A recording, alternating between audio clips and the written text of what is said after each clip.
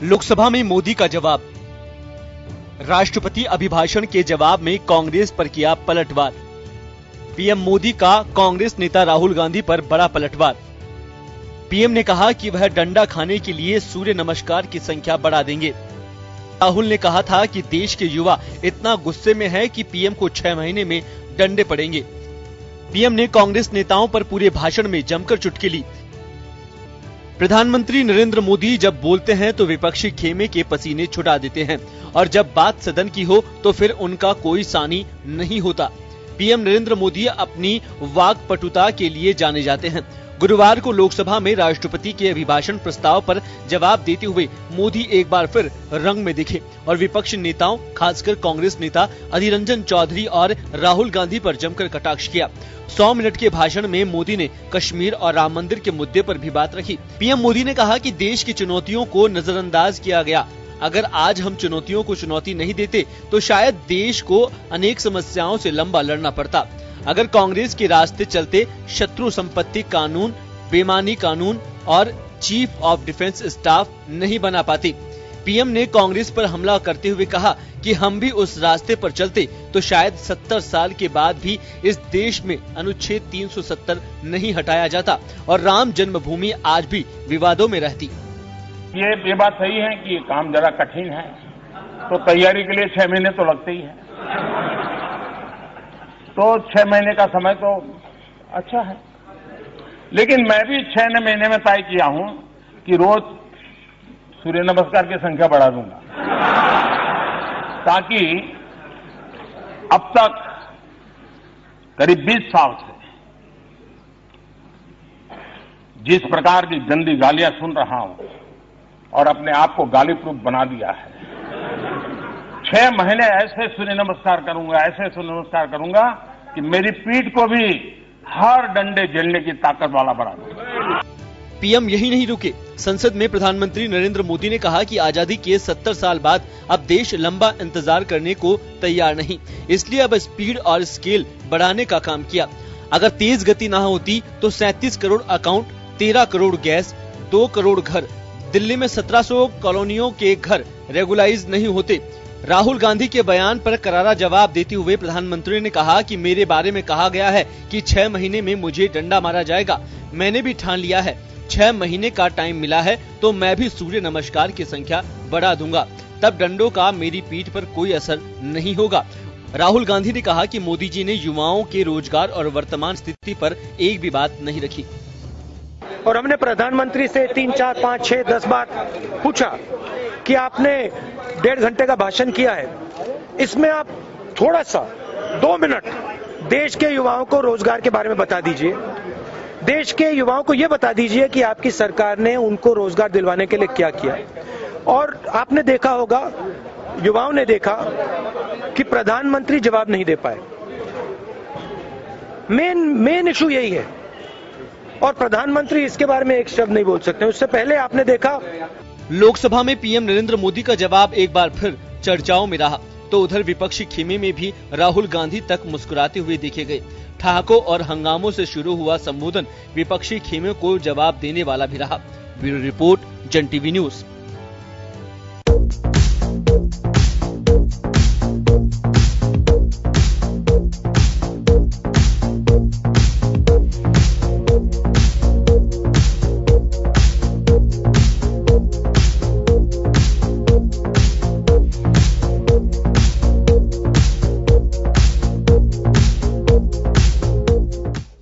नमस्कार, जन टीवी में स्वागत है आपका। मैं हूं योगेंद्र। आप देख रहे हैं खास खबर। खास खबर में हम बात कर रहे हैं प्रधानमंत्री नरेंद्र मोदी के संसद में दिए गए वक्तव्य की।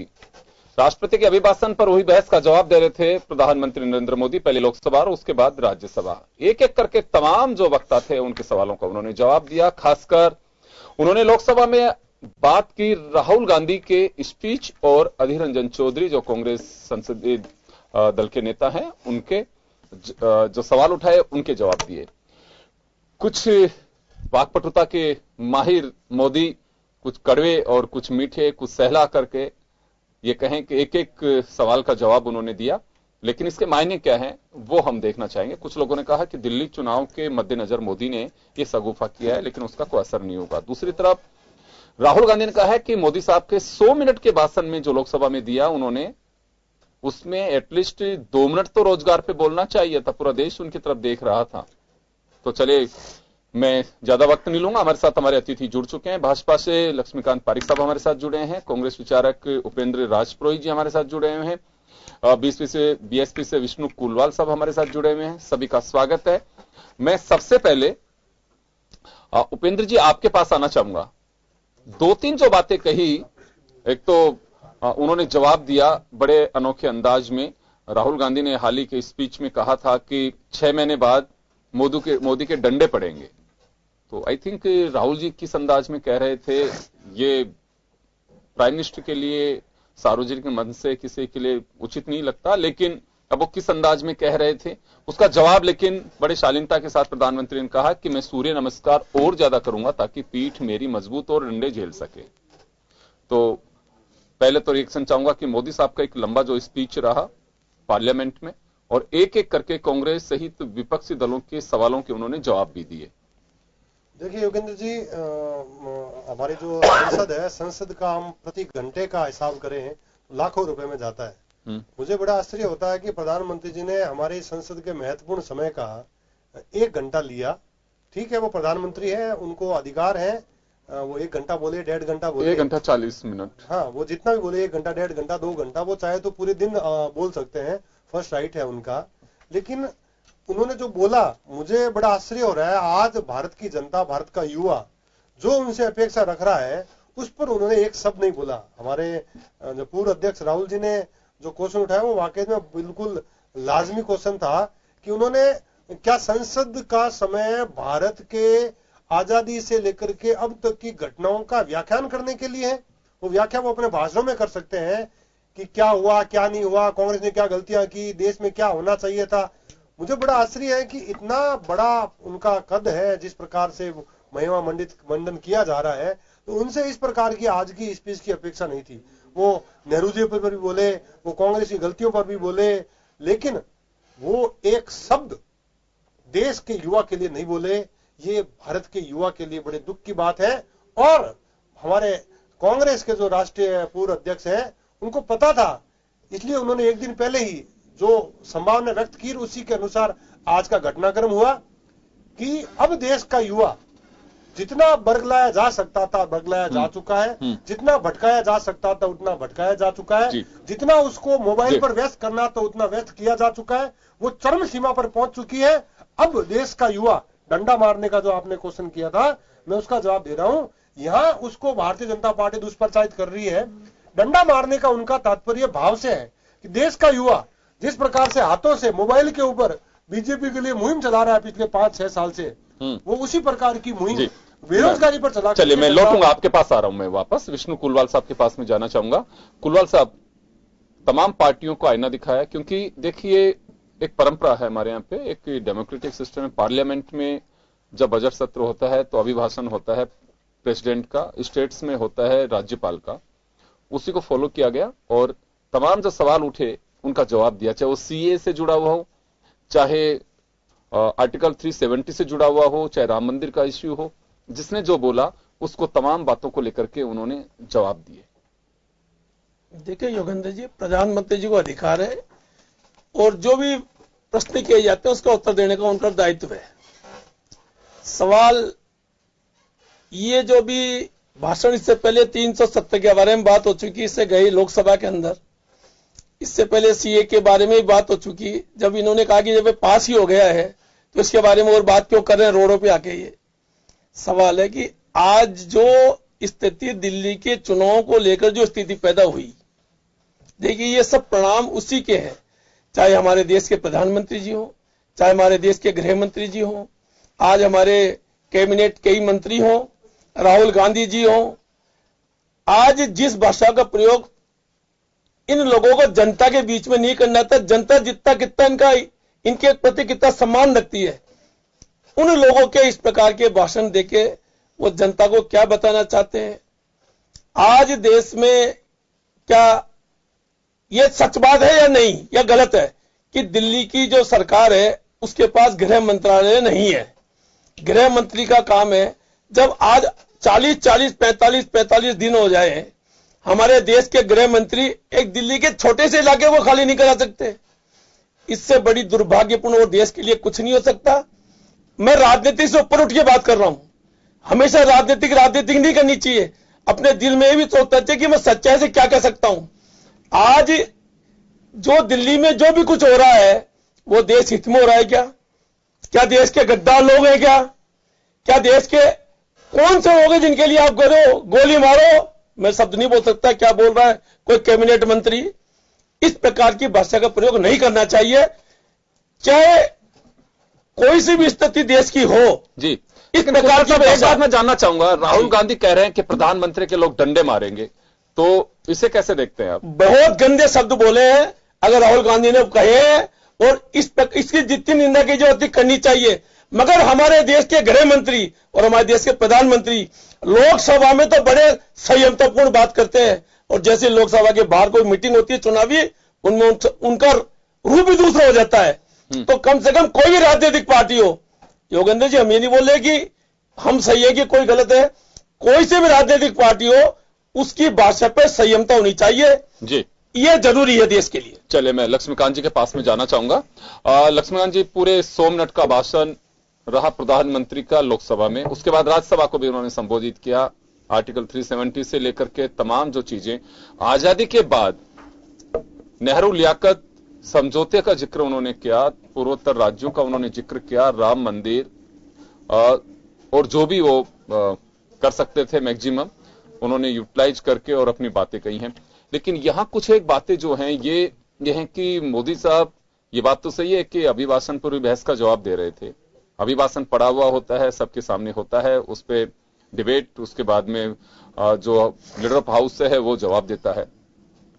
लेकिन रोजगार का जो एक इश्यू है उसको लेकर के सबने घेरने की कोशिश की कि प्रधानमंत्री को रोजगार पे भी बोलना चाहिए था, क्योंकि रोजगार का मुद्दे पे भी लोगों ने चर्चा की थी पार्लियामेंट में, वो 2 मिनट भी उन्होंने नहीं दिया। देखिए राष्ट्रपति का अभिभाषण और अभिभाषण का जवाब, उसका धन्यवाद। इतनी प्रतिक्रिया से हम गुजरने पर जिस प्रकार से विपक्ष के नेताओं ने जिन सवालों को लगातार उठाने का प्रयास किया और सबसे ज्यादा समय जिन जवाबों को लेकर विपक्ष ने किया होगा, उन सभी सवालों का जवाब वहां पर प्रधानमंत्री ने देने का प्रयास किया। मैं समझता हूँ जिस प्रकार की गरिमा को ताड़ता करने का विपक्ष के नेता धनंजय सोरेन ने परसों किया है, उसके बाद प्रधानमंत्री जी का समृद्ध भाषण, उसके बाद संस्कारित भाषण, इस प्रकार के भाषण देकर प्रधानमंत्री गरिमा को बढ़ाने का प्रयास किया है। और जहां तक जिन जिन विषयों को लेकर प्रधानमंत्री छूने का प्रयास किया, सीए के मुद्दे को लेकर विपक्ष ने जिस प्रकार अधिकतम समय का उपयोग यहाँ पर किया, मैं समझता हूँ प्रधानमंत्री ने अधिकतम समय का उपयोग के साथ उसको वहां पर जवाब देने का प्रयास किया। जहां तक नेहरू लियाकत समझौते की आपने बात की, तो सीए के मुद्दे को लेकर के, और नेहरू लियाकत समझौते की बात नहीं हो तो शायद बेनामी होगा, क्योंकि नेहरू लियाकत समझौता था जिसके तहत समझौता हुआ था और ये तय हुआ था कि वहां पाकिस्तान के अल्पसंख्यकों की रक्षा करने का दायित्व पाकिस्तान सरकार का होगा और हिंदुस्तान के अल्पसंख्यकों की रक्षा करने का दायित्व हिंदुस्तान सरकार का होगा। समझौता नेहरू लियाकत समझौता हुआ था। उस समझौता हिंदुस्तान ने अपना पक्ष बखूबी निभाया, लेकिन पाकिस्तान ने उसको नहीं निभाया। उसका दुखद परिणाम सामने है कि आज हिंदुस्तान के अंदर तो मुस्लिम आबादी बढ़ी है और पाकिस्तान में आज मुस्लिम आबादी कम हुई है और हिंदू आबादी कम हुई है, 1% कम के लगभग रह गई है। तो ये इस बात को लेकर था कि जो वहाँ प्रताड़ित हिंदू है वो हिंदुस्तान में आए हैं, उनको सीए के माध्यम नागरिकता देने का हमने प्रयास किया है। लेकिन कुछ विपक्षी दलों ने भड़काने का प्रयास किया, इस देश की जनता को भड़काने का प्रयास किया। संसद के अंदर बड़ी बहस के बाद ये कानून पास हुआ और उसके बाद मैं जहां तक समझता हूँ, मैं यहाँ पर रिकॉर्ड नहीं करना चाहिए, रिकॉर्ड कर देता हूँ, 2006 के अंदर कपिल सिब्बल जी, माननीय अंबिका सोनी जी, माननीय मोतीलाल जी बोरा जी, प्रणब मुखर्जी की अध्यक्षता में कमेटी के मेंबर थे, और उसके अंदर ये सीए का मुद्दा एडिस आया था। उस मुद्दे उसी को भारतीय जनता पार्टी वर्तमान सरकार ने बनाया है, कानून के रूप में परिभाषित किया। उसके बाद फिर लंबी समय बहस हुई है। लक्ष्मीकांत जी, सीएए, इसमें कोई डाउट ही नहीं है साहब, ये तो इसमें 8वां या 9वां संशोधन हुआ है, कोई बात ही नहीं है। आपने जो बात कही एक वह बड़ी विचारणीय है। आपने कहा कि जो 2006 में प्रणब मुखर्जी की अध्यक्षता में जो 5 सदस्य कमेटी बनी थी उसने जैसे बनाया वैसा नहीं है सर, ये उसमें चेंज है। नहीं, जो चेंज है बस वही इनका ऑब्जेक्शन है सबका, चाहे वो बीएसपी हो, चाहे कॉमरेड हो, चाहे कांग्रेस हो, कि इसको अपने धर्म के आधार पे क्यों, उसमें ये नहीं लिखा हुआ है। देखिए धार्मिक आधार की बात नहीं, प्रताड़ित वहां पर भी प्रताड़ित अल्पसंख्यक शब्द का प्रयोग किया गया है। अल्पसंख्यक शब्द का प्रयोग उसमें भी है, इसमें भी है। इसमें खाली विवेचना की अल्पसंख्यक कौन हो सकता है। अल्पसंख्यक कभी मुस्लिम नहीं हो सकता, पाकिस्तान में रहने वाला मुस्लिम कभी भी वहां अल्पसंख्यक नहीं हो सकता। वहां पे अल्पसंख्यक हिंदू होगा, वहां पे सिख होगा, वहां बौद्ध होगा, वहां पारसी होगा, वहां ईसाई होगा, यही वहां अल्पसंख्यक हो सकता है। कि चीफ जस्टिस से वहां पर रहने वाला मुस्लिम कभी भी इन तीनों देशों में रहने वाला मुस्लिम कभी भी अल्पसंख्यक हो ही नहीं सकता। यदि हिंदुस्तान के अंदर रहने वाला हिंदू क्या अल्पसंख्यक हो सकता है? किसने बताया कि उसमें ये लिखा हुआ था कि जब उस समय की कमेटी का जो फैसला था कि उसमें अल्पसंख्यक के कांग्रेस इसका खंड नहीं जो लोग होंगे सर नेट पे निकाल देख लें, इसको बारे देख लें, आप जानकारी कर लें, इसको देख लें, निकाल देख लें। जो कमेटी थी कमेटी में प्रबंधन कमेटी अध्यक्षता कमेटी बनी, ये सब लोग उसमें मेंबर थे और मेंबर था। उसके बाद इसके अलावा इसके पार्लियामेंट की कमेटी में मैटर पहले जा चुका, उसके सभी दलों के सदस्य वहां मेंबर होते हैं। तो इसमें किसने मना किया? सीए को लेकर के मना कोई नहीं करा, क्योंकि देखिए इस पे मैं अगर अटक जाऊंगा तो टाइम मिल जाएगा। बोलना चाहता हूँ, हाँ लक्ष्मीकांत भाई कुछ बोल रहे हैं, सीए का विरोध कर कौन रहा है? आप तो सभी मुझे समझा दो, आप हमको समझाना नहीं चाहते हो, सब लोग कर रहे हैं। फिर आप सब लोग हमने तो समर्थन किया है, 370 में भी समर्थन डाल देते, लेकिन जो जाग रहे होंगे 370 का समर्थन किसने किया? 370 का समर्थन किया सकता। आप गुमराह मत करो, आप गुमराह मत करो, गुमराह मत करो, आप गुमराह मत। किसको बोल रहे हो? किसको बोल रहे हो? किसको बोल रहे हो? कभी विपक्ष के वोट मांगने को जाते हो, जाते हो विधानसभा में जाते हो, नहीं क्यों जाते हो हमारे पास? हम नहीं गए तुम्हारे पास, तुम क्यों जाते हो हमारे पास? सवाल है सच्चाई से, सच्चाई रहेंगे, सच्चाई देना नहीं देना आपका अधिकार। अरे सच्चाई का मैं बोलूं, सीए का विरोध कर कौन रहा? मुझे तो बताओ। आपके पास में वापस आ रहा हूं मैं एक बार, जरा पूनम चंद जी भंडारी साहब हमारे साथ जुड़े आम आदमी पार्टी से। भंडारी साहब 100 मिनट का भाषण रहा प्रधानमंत्री का लोकसभा में, उसके बाद में उन्होंने राज्यसभा संबोधित किया और तमाम जो पहलू ड्यूरिंग द डिबेट रहे राष्ट्रपति के अभिभाषण पे, उनका जवाब दिया उन्होंने एक एक से। आप लोगों का यह आरोप है कि प्रधानमंत्री जी ने सारी बातें तो की लेकिन रोजगार के मुद्दे पे क्यों नहीं बोले। लक्ष्मीकांत जी का कहना है कि तमाम मुद्दे हो तो डिबेट का जवाब दे रहे थे, तो रोजगार के मुद्दे पे आपको क्यों लग रहा है कि इतने मुद्दे जब उन्होंने छुए तो सिर्फ एक रोजगार का मुद्दा ही रह गया? योगेंद्र जी, इस देश में इस वक्त सबसे बड़ा मुद्दा रोजगार और महंगाई है। थोड़ा इस पर प्रधानमंत्री कहीं ध्यान नहीं दे रहे हैं, बल्कि रिजर्व बैंक से 1,06,000 करोड़ ले लिए और पैसे मांगते आ रहे हैं, बैंकों का हालत खराब करते आ रही है। तो सबसे पहला मुद्दा ये था उनको कि बताएं लोग जो रोजगार घूम रहे हैं उन बच्चों को रोजगार कब मिलेगा। 2 करोड़ नौकरी जो वादा किया था आपने 5.5 साल पहले किया था, वो 2 करोड़ नौकरियां तो मिलने की बात अलग है, बल्कि यहाँ पर तो लोगों को हटाया जा रहा है। हर मैं देख रहा हूँ, मैं तो बहुत ग्रुप जुड़ा हुआ हूँ, कई बड़ी बड़ी कंपनी ने मुझे बताया कि 1,000 आदमी हटा दिया, 2,500 को हटा दिया, लगातार लोगों को हटाते रहे। सबसे बड़ा मुद्दा ये है, लोग आत्महत्या कर रहे हैं। पहले किसान आत्महत्या करते थे, अब बेरोजगार बच्चे आत्महत्या कर रहे हैं। बड़े शर्म की बात है देश के लिए, सबसे महत्वपूर्ण इशू ये है। लेकिन पता नहीं क्या है देश के अंदर, दोनों दल भाजपा और कांग्रेस, पता नहीं क्या हो रहा है, किस मर्यादा में कैसी भाषा की मर्यादा जा रहे हैं। मुझे इस बात को सुनकर बड़ा आश्चर्य हो रहा है। सबसे पहला मुद्दा ये है, कोई डिबेट नहीं होनी चाहिए, सबसे पहले सबको मिलकर के इस देश में बेरोजगारी कैसे समाप्त हो, लोगों को रोजगार कैसे मिले। महंगाई लगातार बढ़ती आ रही, कभी प्याज 80 रुपए पहुंचता है, 120 रुपए पहुंचता है, लोग कैसे जिएंगे? सोचो गरीब आदमी का क्या हाल हो रहा है, जीना मुश्किल हो रहा है। और यहाँ बिजली के दाम बढ़ा रहे हैं, राजस्थान में बिजली दाम बढ़ा रहे हैं, कभी कहां बढ़ाते आ रहे हैं। दाम घटाने के बजाय दाम लगातार बढ़ाते आ रहे हैं। कोई जीएसटी से व्यापारी परेशान, तो कोई किस बात से परेशान है। अच्छे दिन कब आएंगे मुझे समझ नहीं आ रहा है। जो हमारे पास सुख चैन था वो और छिनता जा रहा है। तो सबसे पहला इश्यू मैं कह रहा हूं, इसके अलावा इस देश में कोई बात नहीं होनी चाहिए। काय का CAA, कौन सा NRC, क्या जरूरत पड़ रही है मुझे समझ नहीं आ रही है। और अदनान सामी, जिसके पिताजी ने हमारे वीर सैनिकों को मारा, उन्होंने एयरफोर्स में थे वो, उसको पाकिस्तान सम्मानित किया, उस व्यक्ति को आप नागरिकता दे रहे हो और फिर कहते हो हमें CAA की जरूरत पड़ रही है। जब नागरिकता कानून है, नागरिकता पद्मश्री दे रहे हो, पहले दी जा चुकी है उसको, पद्मश्री दे रहे हो आप 16 में आपने। हाँ तो कानून बनाया है ना, 16 में दी आपने, आपने 16 में। ऐसे लोगों को आप ही देते हो, यहाँ के पहले रहने लगे, तो करते हो, ऐसे लोगों को आप ही देते हो। यहाँ के पहले रहने लगे थे 2016 में आपके पिता की 2016 में आपने दी ना उनको। अगर जब कानून है ऑलरेडी देने का, तो CAA की जरूरत कहाँ पड़ रही है मुझे बता दो। मैं तो CAA तो ऑलरेडी अपना एक कानून है, पहले से ही है वो, उसमें संशोधन किया है। नहीं तो हाँ अमेंड किया ना, अमेंड करने की जरूरत कहाँ, जब आप दे सकते हो, करने की आवश्यकता नहीं है। पाकिस्तान के नागरिक को देते हो, और जब पाकिस्तान के नागरिक को आप दे सकते हो, पाकिस्तान में हिंदू पहचान है, जिसके हिंदू का नाम बताओ ना, क्यों हिंदू को गुमराह कर रहे हो? किस हिंदू को काम दे दिया आपने? जिसके कश्मीरी पंडित आज 6 महीने हो गए, एक कश्मीरी पंडित को लेकर कश्मीर में आप, जिसके बाप क्यों झूठ बोलते हो आप लोग? जिसके यही तो झूठ है। किसने किया? आपकी माता, अरे आपने राखी बनवाई है, आपने राखी बनवाई है, ही नहीं है, आपका ईमान नहीं है, सब कुछ बेच दिया बीजेपी ने अपना। जिसके बाप मुझे लगता है बसपा की बात कर रहे हैं। हाँ, मैं बसपा को होना दो। आप दलितों की बात करने वाले लोग दलितों के खिलाफ बात कर रहे हैं। मैं पाकिस्तान जाने वाले अधिकांश लोग, अरे कौन सा हिंदू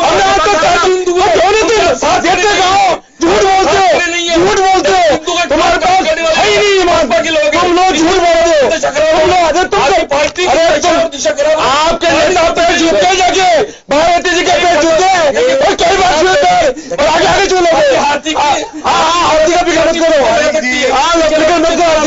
हाथी का फिक्र मत करो। भाई ये प्रधानमंत्री मीटिंग करता है, भाई ये प्रधानमंत्री मीटिंग करता है।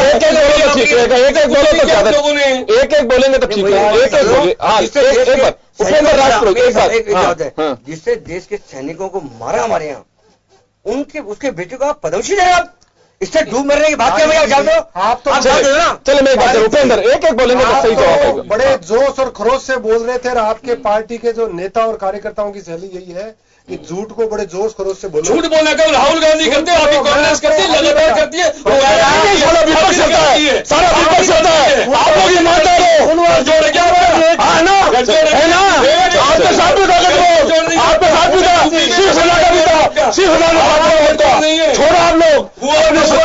आप भी कभी बुआ की तुम्हारी बुआ है, वो उनका तो तुम्हारी बुआ है, उनका है कि इनको उपेंद्र जी पूरी बात कर लीजिए सर। आपका जो देशद्रोही है ना, उनसे पीढ़ी सिखा रहे हैं आपने, तो आपकी तो पार्टी उपेंद्र जी बात हो जाने दो। उपेंद्र जी हाँ बोलिए बोलिए बोलिए बोलिए, आपकी सारी बात सुनी मैंने, आपकी पार्टी हाँ बोलिए, सुनिए एक बार इनको भी अपनी बात कर लेंगे, समय कम है मेरे पास में। आप कह रहे हो कि आम आदमी पार्टी देशद्रोही है, आप कह रहे हो कांग्रेस द्रोही, साहब मान लिया हम लोग देशद्रोही है, आप तो जेल भेजो। आपने नहीं जेल क्यों कैसे भेजो आप तो ये बताइए कौन बता रहा है पार्टी को देशद्रोही? अभी बोला नहीं। अच्छा क्या आपकी पार्टी देशद्रोही है? आप तो ये बता दीजिए कि सजा दीजिए देशद्रोही है। अदनान सामी को, मेरी बात पूरी सुनना, आपने अदनान सामी को जिसका बाप ने भारतीय सैनिकों को मारा, वो एक तरह से देशद्रोही हो गया, देश का विरोधी है वो। आपने उसको भारत की नागरिकता किस, एक तरफ तो आप जिसका विरोध कर रहे हैं, मेरी बात सुन रहे हैं, इनको सालिंदा जवाब देने दीजिए। आप तो जवाब दीजिए, उनको नागरिकता भी देते हो आप और आप उनको पद्मश्री भी देते हो, और एक तरफ आप कहते हो साहब हमने नागरिकता का कानून सरल कर दिया। ये दोहरी जो सोच है आपकी, मुझे तो बड़ा आश्चर्य होता है कि काम तो आप लोग देश के खिलाफ कर रहे हो और आरोप हमारे पे लगाते हो हम देशद्रोही। तो जवाब सुन लीजिए अब जरा, एक का जवाब हिंदुस्तान में शरणली लगातार यहाँ पर रहे, लगातार के वाशिंदे रहे और लगातार जांच होने बाद, संपूर्ण जांचों से बाहर निकलने बाद उन्हें भारत की नागरिकता 2016 में पुलिस कल को तो आप अजहर मसूद को भी दे दोगे साहब, ये 10 साल। एक बार उनको जवाब दे दीजिए, जवाब दे। मसूद को कब आप करते हैं? आप करते हैं, आप कर सकते हैं, वही भाषा आप बोलते हैं, पाकिस्तान बोलते हैं, वही भाषा आप बोलते हैं, इमरान खान बोलता है, आप वही भाषा बोलते हैं, पाकिस्तान बोलता है, प्राइम मिनिस्टर बोलता है, वही बात आप बोलते हैं, वैसे बोलते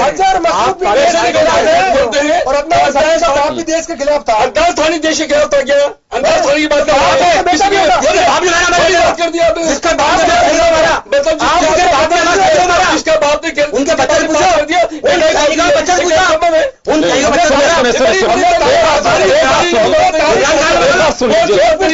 हमने तारिक फतेह तारिक जी आप तारिक फतेह को इनाम देते हो, उसको कुछ भी देते हो, हम क्वेश्चन नहीं उठा रहे क्योंकि वो जन्म से भारत में नहीं है, नागरिकता से मांगनी नहीं है नागरिकता, लेकिन फतेह वो नागरिकता मांगी भी नहीं हिंदुस्तान की, नहीं मांगी, आप दीजिए हम साथ में। लेकिन अदनान सामी वाले प्रश्न के अंदर देखिए, अदनान सामी कितने मतलब नहीं है, बाप खूनी है, उसका बाप हत्यारा है,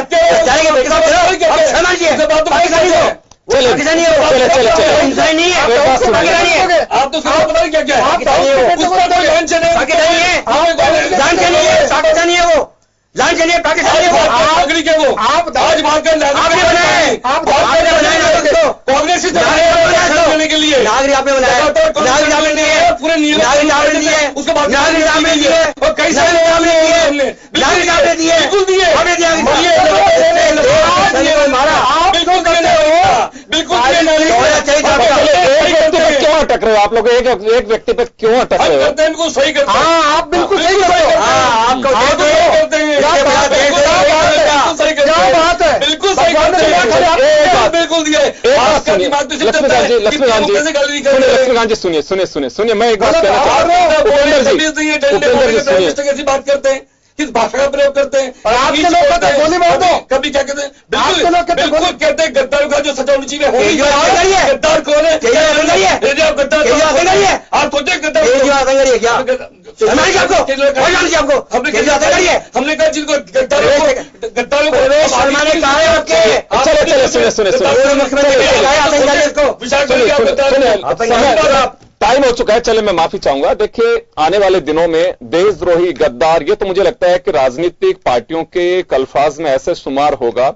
मुझे लगता है कि या तो अंदाजा नहीं है या शायद इस बात का पता नहीं है, या कहूं कि नॉलेज का अभाव कह सकता हूं इसको, कि देशद्रोही और गद्दार होते क्या हैं। ये राजनीतिक दलों को तय करना होगा कि देशद्रोही के भी मायने अलग हैं क्या। देशद्रोही पाकिस्तान या चाइना या अलग कंट्री से को आता है, वो देशद्रोही अलग, और हमारे यहाँ देशद्रोही की भाषा अलग हो सकती है। तो ये तो फिर इन्हीं को तय करना होगा कि देशद्रोही है कौन। अगर देशद्रोही कोई व्यक्ति है, आतंकवादी अगर आपको दिख रहा है, तो समझ में नहीं बैठती सरकार खामोश क्यों बैठी हुई है। कोई देशद्रोही दिखता है उसके खिलाफ कार्रवाई होनी चाहिए, या बस केवल एक बार चर्चाओं में इसे बनाए रखना है। मुझे लगता है कि ये शासनीय दुस्साहस है, और ये राजनीतिक दलों को इस संयम का ख्याल रखना चाहिए। आज हम इस तरह बैठे, कल उस तरह भी बैठ सकते हैं। कोई राजनीतिक दल हो, एक मर्यादित भाषा का प्रयोग करेंगे तो खुद को चैन होगा। आज जवानी में जो लोग जोश में बोल रहे हैं, कल बुढ़ापा होगा, और जब आज के बच्चे जवान होकर के यही उंगली के साथ गालियां देंगे तो उनको लगेगा कि ये पिन कहां से चुभ रही है। तो अंदाजा लगाइए कि उस पिन का पेन कैसा होगा। तो कोशिश करिए कि संयमित और मर्यादित भाषा की राजनीति भारत की रही है, और लोकतंत्र के पर्व के रूप में दुनिया देखने आती थी चुनावों को। आज तो लगता है कि हादसे पर चले गए, ये सब राजनीतिक करतूतों के कारण। तो अंदाजा लगाइए कि एक मर्यादित भाषा का प्रयोग सभी करें। चलिए, समय का जन टीवी की लेटेस्ट अपडेट पाने के लिए हमारे चैनल को जरूर सब्सक्राइब करें और नोटिफिकेशन पाने के लिए बेल आइकॉन दबाएं।